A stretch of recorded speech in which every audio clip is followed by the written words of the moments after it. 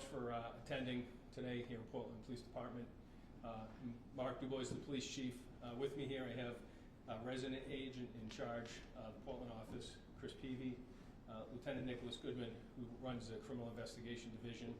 I have Myrna Gonzalez, who is the mother of Miguel Olivares, and Detective Jeff Tully, who's been working on this case. The reason we have this conference today is we've had some new developments in this case, and we're working very diligently over the last 4 or 5 months. And we've partnered with the FBI throughout this investigation, but more so recently to request some more information from the public. So Resident Agent in Charge, Chris Peavy, is going to make some statements and explain what the FBI is doing here today and their contribution to this investigation. Thank you. Good afternoon, everyone.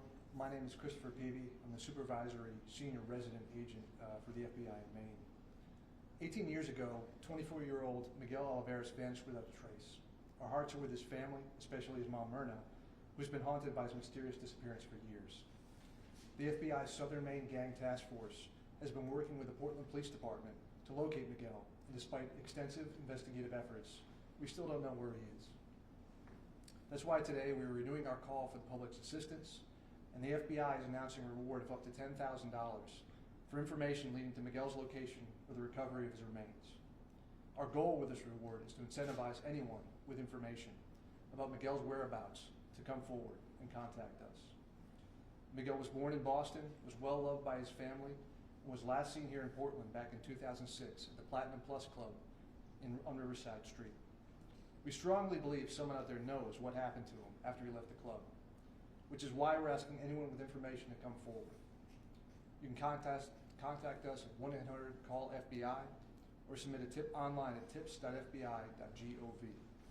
We'd like to be able to provide this family with some much needed closure. In the meantime, we'll continue to support our partners here at Portland PD. We've offered them investigative, technical, and analytical support to help them close this case. Thank you. Thank you, Chris. I just want to really emphasize the importance of this for their family and to get some answers and some closure for them, to get some resolution with locating Miguel. The family's been dealing with this for 18 years, and they've been relentless in their search for him. So I think it's extremely important that the significance of any information and how important it would be to help the family and obviously the investigation. And just out of respect for the family, they don't want any comments, so they're not going to make any comments, but they came up from Boston today, obviously, to be here for this. It's very important to them. Thank you. Any questions? Can you share anything about what the new developments were, that led to this reward?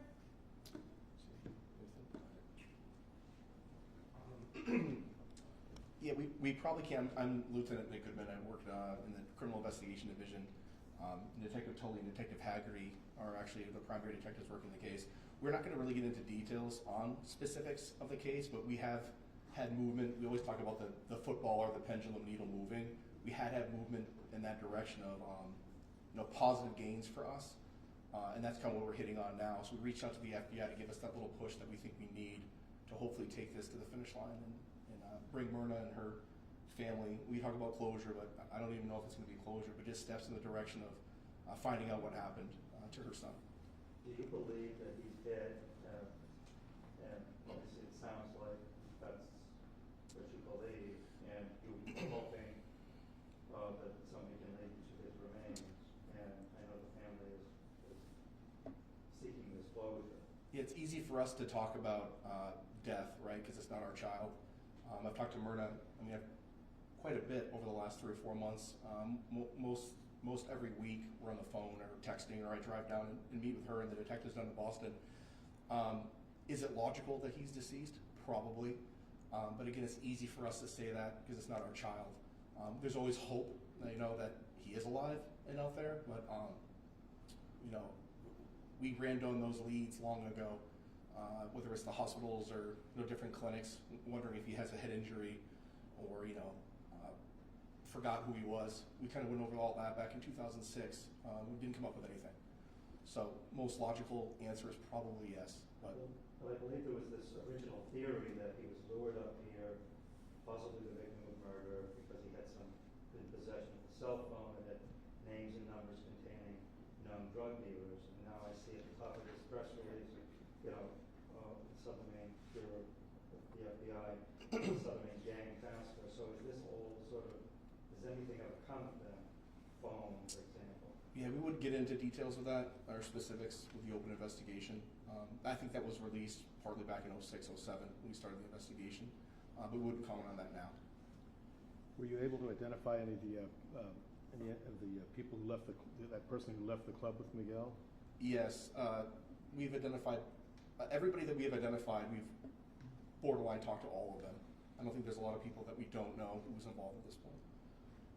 Has the ex-girlfriend, Deanna, been cooperative in the investigation? I'm not going to get into that either right now. Were there ever any suspects, and do you believe anyone at the club was involved in this?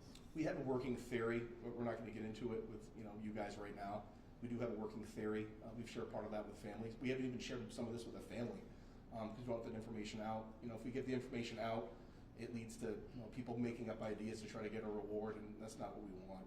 We want people to come forward with the truth so we can put some of this behind us for the family and they can move forward. I know the family isn't interested in asking questions, but would you feel comfortable just explaining to the folks who are watching that this has been 18 years of you waiting for closure? Thank you. Was that a question or a statement? What was that? I was asking if she wanted to not take any questions. No, or- Myrna doesn't want to take any questions. Thank you. Can people give information anonymously and Sure. still We get have a reward? the wanted posters have tip lines on it. The FBI's is on it. Portland PD's is on it. We have a line that you can. I think it's 874-8575, area code 207. You can be anonymous. You can leave a tip. You can leave an anonymous message on the phone on the tip line as well. Have any of these reward offerings produced any results? I know we did something similar not too long ago in northern Maine. I know. Specialist PB could probably answer that better than me. Do people really come forward? They do, and there have been cold cases closed. Sometimes, as we were talking about before this with the family, it can provide an incentive if there are nefarious circumstances that occurred. There's less fear this far out, and then someone might be incentivized, and this might provide the incentive to come forward. I just want to clarify, though, the background for the Southern Maine Gang Task Force is we actually work here in the building. We have an office on the 3rd floor. That's the close relationship we have with Portland Police Department. So that's kind of their nexus to the FBI, and that's why we're providing these services. So it's not to say anything about the circumstances of this situation. Imagine detectives in Boston have been pretty helpful with the investigation. Is that correct? Is it fair to say? I'm interacted with detectives in Boston. I know Okay. Lieutenant Goodman has. Did you hear me? I'll just say, yeah, we've worked closely with them during this investigation, especially most recently. Time for one more